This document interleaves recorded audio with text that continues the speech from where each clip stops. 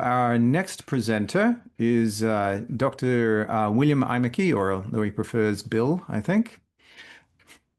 He's a professor in the practice of international affairs at the School of Public and International Affairs, Columbia University. And Dr. Emick is been on many of our programs. He teaches courses in management, cross-sector partnerships, applied policy analysis and innovation. And he's co-author with his fellow faculty member, Howard Buffett, of the book, Social Value Investing, a Management Framework for Effective Partnerships. Okay, so get your copy. Dr. Emick, over to you. Thank you, Roger and Alan. I've really enjoyed being part of many of your presentations before, and thank you to everyone. Not intended, but the first two speakers are very connected to me in their thought process. The first significant author that I speak about in all my courses is Adam Smith, both his books. And as our just finished speaker talked about the great innovation of ESOPs, one of my closest friends who passed away several years ago, he owned two very famous restaurants in New York, Gallagher's, which is still very visible in the theater district, and the Oyster Bar in Grand Central Station. Jerry Brody was his name, also a big horse owner. But in his will, he left both of those thriving and still thriving restaurants to an ESOP, which transferred the ownership to all his employees. So we're all connected. And I'll try to be, as a management professor, I'll try to finish in my 15 minutes. So I'll shoot for 12:15, and I'm going to share my slides if I can find them. What I wanted to talk about today is how we can do better. I try to focus my students on that. The tagline of our school at Columbia is, "We're all committed to make the world a better place."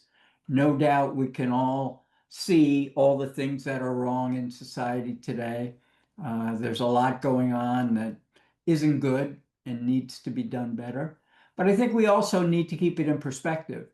By almost any major factor, the world is so much better today than it was before World War I, before World War II, and even when I was growing up. If I look at the New York City that I was born into as a poor working class family in Brooklyn, these days I'm doing not too badly. But ironically, I couldn't afford to move to Brooklyn if I wanted to. So the place that I grew up in, a 5-story walk-up, which my father worked in a factory at below minimum wage, that probably sells now for about $2 million. So there's been a lot of progress, and I think we can have more. And that's what social value investing is about. The book is really about how we can address some of the biggest challenges in our society today: climate change, affordable education for all, healthcare for all, affordable housing for all, and the overall inequality. And historically, particularly in the 20th century, we saw government as the vehicle to solve all these problems. And as we know, while we have made progress, we've hardly solved them. And I think that's because the approach of government alone doesn't work. So if you could, Roger, the next slide. But we believe, and I'm going to present some examples to you this morning or this afternoon now, about how partnerships between the public sector, the for-profit sector, and the social sector can actually be successful in addressing these crucial societal issues. Next slide, please. So that's what social value investing is about. It draws from the private sector stock approach called value investing, which was invented at Columbia University and carried out by one of our graduates, Warren Buffett. And his grandson and I have tried to use a lot of those lessons and the practical experience of Berkshire Hathaway apply them to social challenges. Next slide, please. So, inspired by value investing, Professors Graham and Dodd at Columbia first taught it in 1928. Later on, one of their students was Warren Buffett. He heard the message. He went back to Omaha, put value investing to work, and depending on the year, he's one of the 5 richest people on earth. So, what does it really mean? It means focusing on 5, what we boiled it down to is 5 P's, 5 principles: process, place, people, performance or financing, portfolio, and then performance measuring success. Next slide, please. So I'll go through the 5 P's quickly, and we'll see examples of success. By process, we mean having an overall strategic plan that is implemented by a variety of partners focused on one measurable outcome. Next slide, please. So some of the principles: what do we want to accomplish? Who's going to do what? Where do we get resources? How do we measure success? How do we overcome legal and regulatory challenges? And finally, is a cross-sector partnership the right path to success? And one caveat that I would say at the very beginning is this strategy of cross-sector partnership is for big challenges and big projects. It entails a lot of overhead. When you bring 3 organizations together to focus on one issue, there's a lot of people, a lot of process, a lot of equipment. You need big problems to make it justifiable and make it successful. Next slide, please. So a couple of other things that we see as key to success: that the partners come together voluntarily. This is not forced or done through government contracts necessarily. That key decisions are made collaboratively, that the operations are multi-organizational and multi-skilled, that they agree on the goals and they agree on the measures of success. Next slide, please. So it might surprise you that the first country we focus on is India. India will soon have the largest, youngest, and most educated workforce in the history of the earth. And they are already starting to make it work, and they have used cross-sector partnerships to make fundamental changes in their society to really improve things.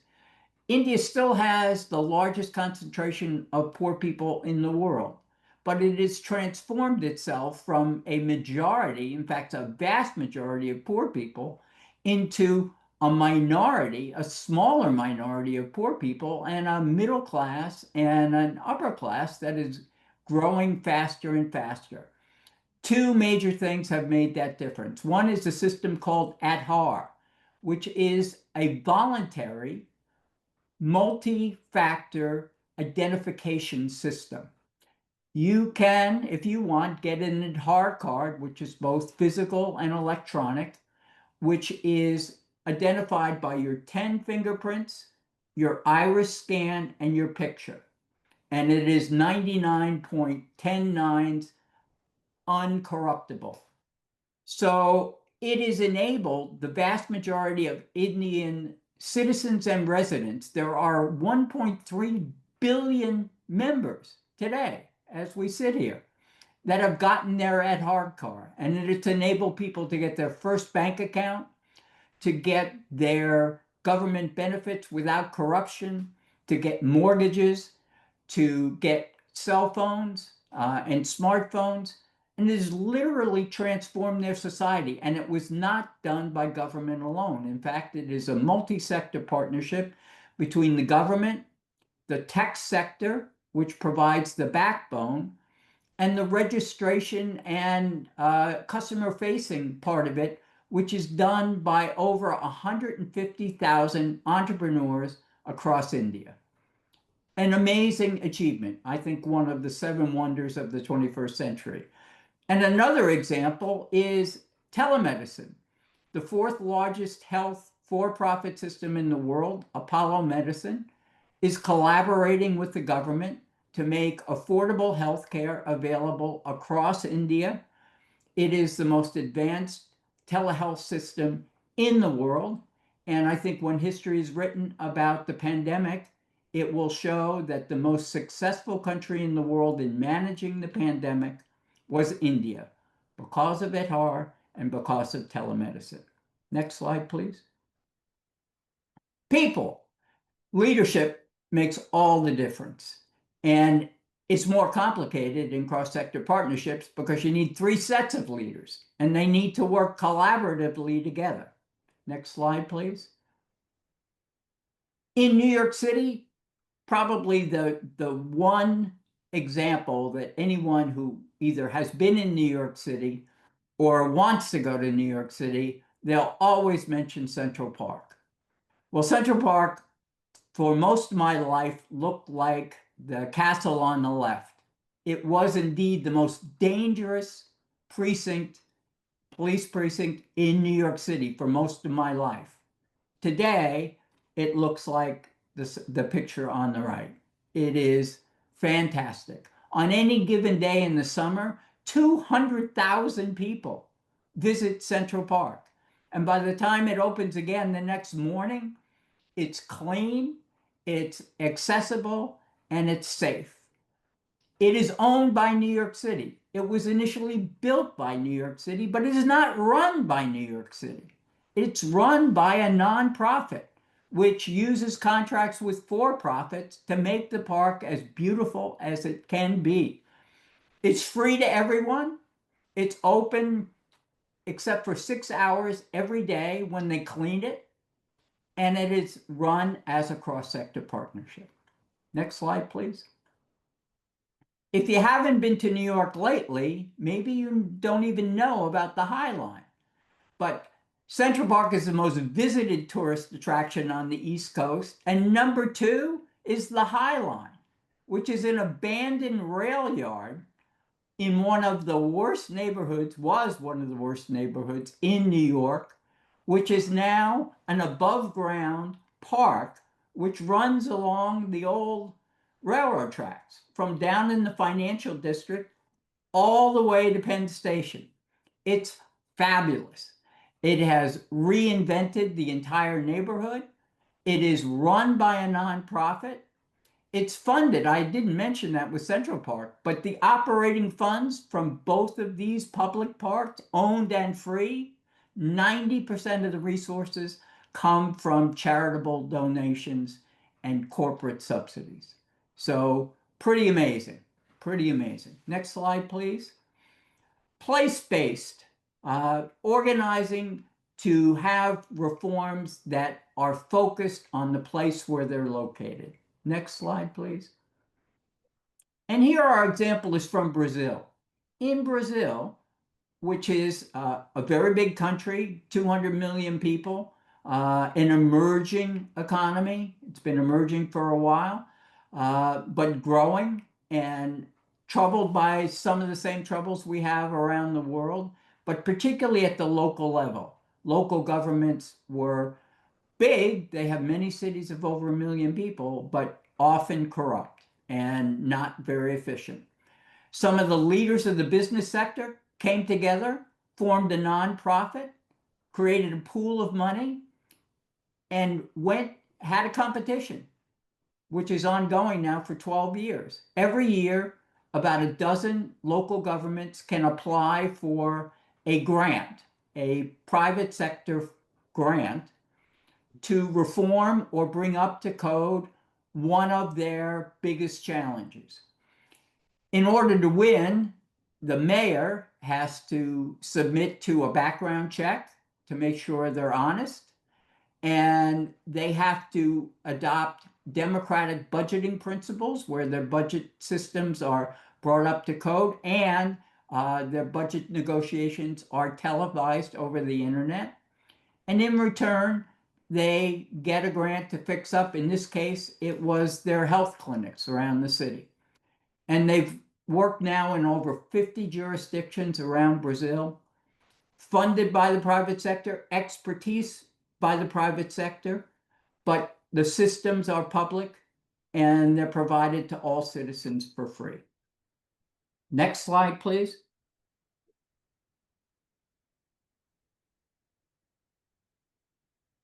So finance, we call it portfolio because we needed 5 Ps. Next slide. Also from Brazil, what I think is one of the most beautiful museums in the world. It's called the Museum of Tomorrow. It's all about climate change and what we can do to make climate better. It was the idea of a wealthy entrepreneur who paid for the plans. It was funded, its construction, by corporate donations, and it's now maintained and operated by a nonprofit where the government invested in urban improvement. It's become the second biggest tourist attraction in Brazil, and it's led to the revitalization of one of the worst neighborhoods in Brazil. Next slide.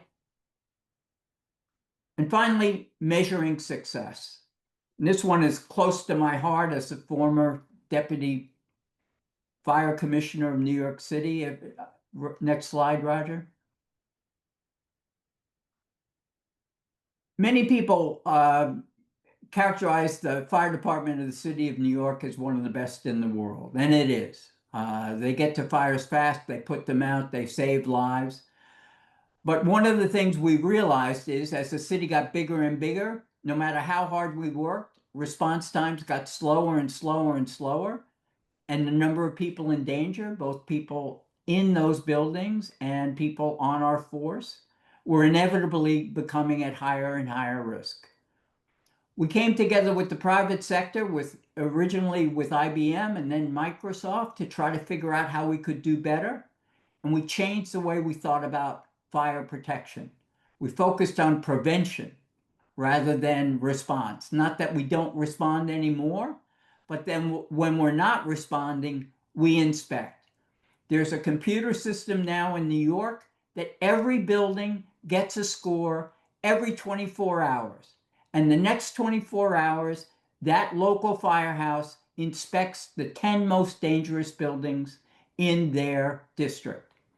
To make a long story short, over the last 15 years, the number of serious fires in New York has declined by 90%. It's not the only factor, but it's a primary factor. Would not have been possible without private sector expertise, would not have been possible without the cooperation of neighborhoods around the city to help us get access to buildings. But it has transformed the way we do fire prevention. Now we're moving on to medical 911s to try to do the same thing. Next slide. Some new things. Social value investing is currently being translated into Ukrainian by a large nonprofit in Ukraine. There's hope that it could serve as a Bible for the rebuilding of Ukraine as soon as the peace is finally secured. As I said, we're also working on emergency medical response in New York City and other places. There are cancer research doctors in Greece and Australia that are using the framework to improve our search for cancer treatments more rapidly. And public officials of Bhutan have approached us about applying social value investing to their country to improve their happiness index. So we're hopeful. Next slide. So to sum it up, I think these 5 and other major problems can actually be effectively addressed using this framework. I went a little bit longer than I'd hoped, but thank you for your attention, and I'll turn it back to Roger. Thank you very much. Every time I listen to this framework and these ideas, I'm thinking about where else could we apply this? And Many, many years ago, Reverend Moon proposed a project to build a tunnel between the US and Russia to try and unite the world a little bit better. And it would seem this would be a prime candidate. What do you think? Absolutely. I mean, the Eurotunnel, even before we conceived of social value investing, was exactly that kind of effort. It involved dozens of private corporations, dozens from government, many NGOs, and it is a miracle. And it's not, I don't think it's so far-fetched to think about a connection, particularly in light of Putin and Trump getting together in Alaska. Maybe now's the time to surface that idea again. It could be, yes. Also, we have a scientist inventor on our call here today, somebody I know, Franklin Bell here. He's been working on a system for doing public announcements in the event of emergencies that would be integrated with like all of the cell phones Mhm. and Frank, I don't know if you wanted to unmute yourself and say a little bit more about it, but I think this is a good example of another public-private partnership where your emergency organizations need to work with like the companies that actually make the systems. Frank? Yes. Yeah, blah, blah, blah, blah, blah. This is a test of the emergency alert system. This is only a Thank you. test. I'm sure you probably heard that before somewhere. Um, Initially, it started on radio and TV. It's extended to mobiles. Um, then it expanded its protocol with the Common Alert Protocol, accepted by over 70% of the world these days. The protocol could be extended significantly in a number of different ways.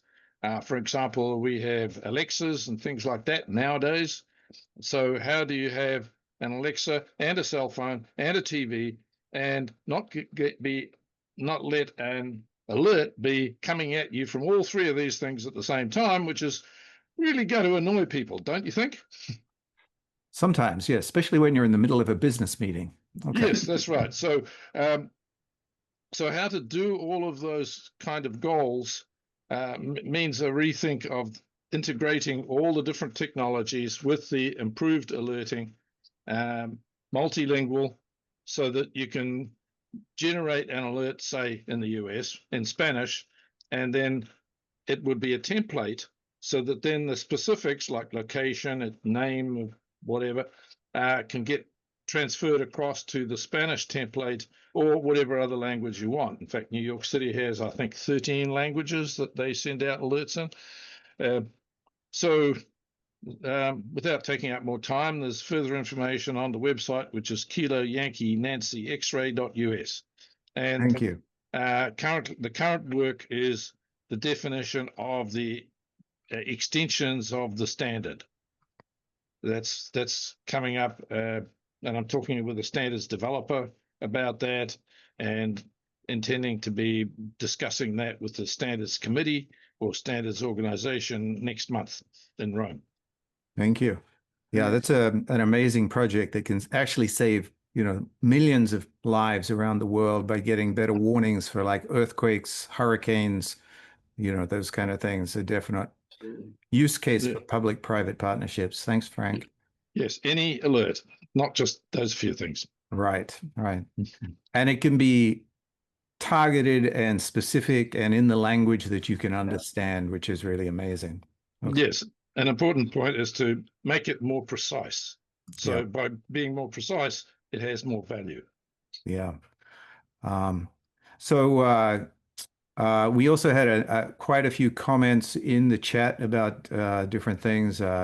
Joy, I think Joy had to leave, but she just posted something about we just approved a $1 billion nuclear fusion project in Albuquerque that passed because it embodies all three sectors you explain and the five categories. All stakeholders consulted and listened to, huge transparency and honesty, and commitment to cross-sector partnerships. Glad your students have you. So some compliments to you, Bill. All right.